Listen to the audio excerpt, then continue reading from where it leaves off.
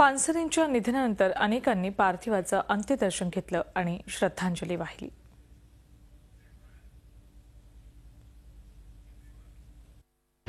याच्यात आपण सगळ्यांनी एकनिष्ठ होऊन महाराष्ट्राची ताकद एकत्र ठेवून अशा ज्या चुकीच्या आणि घाणेरड्या गोष्टी आज महाराष्ट्रात होत आहेत त्या थांबवण्यासाठी आपण एकत्र काम खरंच करण्याची वेळ आलेली आहे। आणि महाराष्ट्राच्या ऐक्यासाठी आणि पुरेगामी विचाराच्या महाराष्ट्रासाठी हे अतिशय महत्त्वाचं आणि दुर्दैव आहे की ज्या शाहू महाराजांचं नाव घेऊन त्यांनी दिलेले जे संस्कार माझ्यासारख्या पिढीवर झालेले आहेत त्यांच्या कोल्हापुरातल्या गोष्टी होतात। खरंच एक दुर्दैवी घटना आहे। बहुत बड़े आदमी की जिंदगी को खत्म करने की कोशिश हुई है, चाहे वो कोई भी शक्ति हो, लेकिन ऐसी शक्ति को मतलब बहुत कड़ी से कड़ी सजा मिलनी चाहिए। मतलब गोविंद पानसरे जी ने महाराष्ट्र ही नहीं तो पूरे देश को जोड़ने का काम किया। कम्युनिस्ट विचारधारा को लेकर मतलब वर्ग लड़ा मजबूत करने का काम किया। किसान हो, खेत मजदूर हो, दलित हो, आदिवासी हो या कोई भी जाति धर्म के लोग हो, उन सब लोगों के लिए उन्होंने काम करना लढाई राहिलेली नाही आहेत। अशा प्रकारच्या धर्मांध शक्तींच्या हातामध्ये आता कुठे शस्त्र राहिलेले नाही आहेत, कुठे त्यांना त्यांच्या विचाराने कुठे लढाई करू शकत नाहीत। म्हणून अशा प्रकारचं हत्यार घेण्याची त्यांच्यामध्ये ताकद जी आलेली आहे त्याकरता सर्व महाराष्ट्रातील जनतेने एक साथ होऊन सर्वांनी याचा मुकाबला करण्याची खऱ्या अर्थाने गरज आहे। पुरोगाम्यांनी एकत्र व्हावं, कारण का युद्ध आता तुमच्या दारापर्यंत पोहोचलंय। आता इकडे तिकडे पसरण्याची वेळ नाही, एक होऊन लढाईची वेळ आहे। तर पुरोगामी महाराष्ट्रात पुरोगामी विचार टिकेल, अन्यथा आज पानसरे गेले, उद्या कोणाची तरी वेळ आहेच।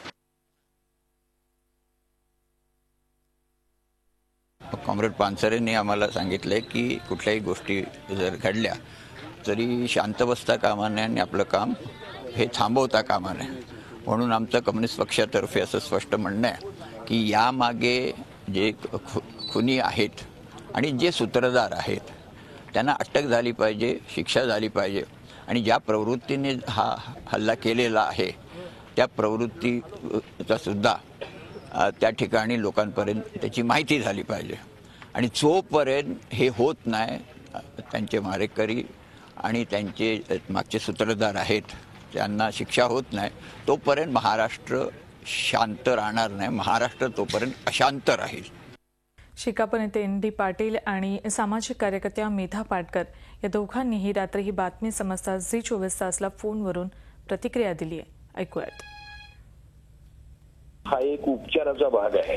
खऱ्या अर्थाने एवढं सोपं नाही आहे की पानसऱ्यांची जागा भरून काढू शकणारा एक आता प्रभावी नेता आम्हाला महाराष्ट्रामध्ये ताबडतोबीने आम्हाला मिळणार आहे किंवा नजीकच्या काळामध्ये देखील मिळणार आहे अशी आशा देखील धरता येत नाही।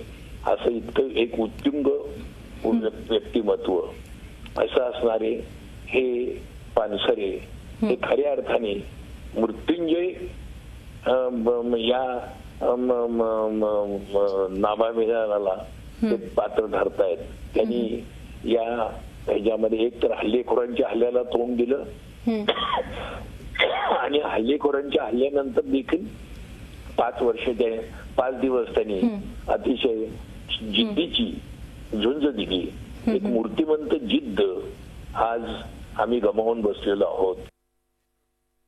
फारच भयंकर आहे। एकदा दाभोळकरांचं नंतर एक धर्माच्या नावाने जे काही विद्वेष पसरवला जातोय त्याचाच परिणाम आहे का हा विचार करायला लावणारी घटना आहे।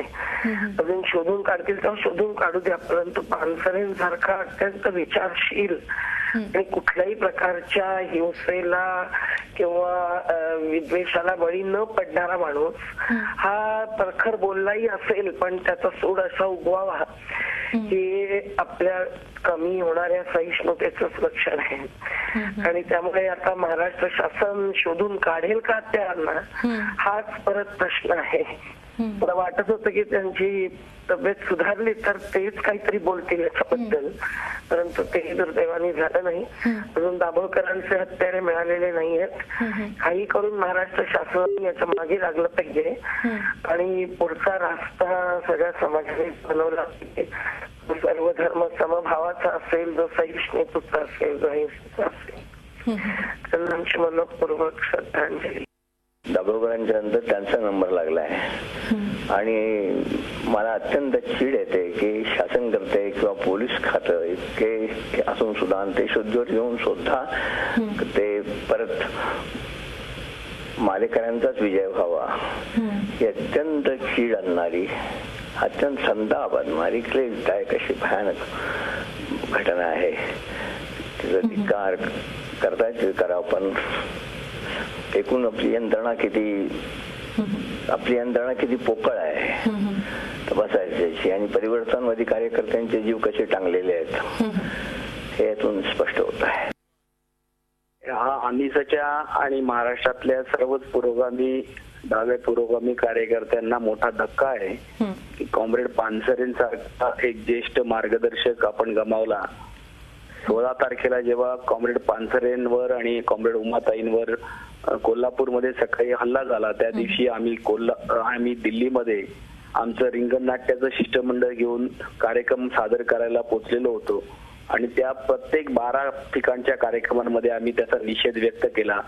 अपेक्षा अशी होती की ज्या अर्थी मुंबईला त्यांना आज हलवलं त्या आमच्या तब्येतीमध्ये सुधारणा होईल आणि कॉम्रेड पानसरे अण्णा हे दुरुस्त होतील, परंतु वय आणि त्यांना असणारा डायबिटीस यामुळे कदाचित त्यांचा त्या सगळ्या या 3 गोळ्या लागल्या त्याच्या झालेल्या आजारात बाहेर येणं शक्य झालं नाही. परंतु कॉम्रेड पानसरेंसारख्या ज्येष्ठ नेत्यावर या पद्धतीने जे भ्याड हल्ले झाले आणि डॉक्टर दाभोळकरांवर देखील या पद्धतीचा 1.5 वर्षापूर्वी हल्ला झाला, यासाठी मला वाटतं महाराष्ट्रातलं सरकार आधीचंही आणि आताचंही हे जबाबदार आहे की या पद्धतीने उघडपणे पुरोगामी परिवर्तनाचा विचार, समाज बदलाचा आणि गरिबांच्या कष्टाच्या उद्धाराचा विचार मांडणाऱ्या लोकांना, संयतपणे आणि अहिंसक मार्गाने मांडणाऱ्या लोकांना असं संपवणं यासारखं वातावरण या महाराष्ट्रामध्ये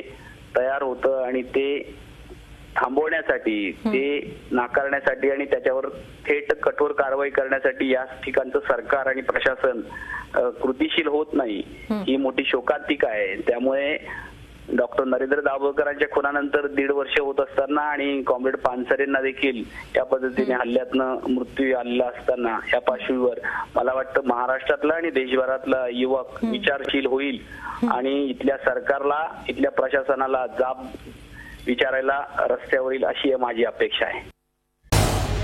झी 24 तास रहा एक पाऊल पुढे.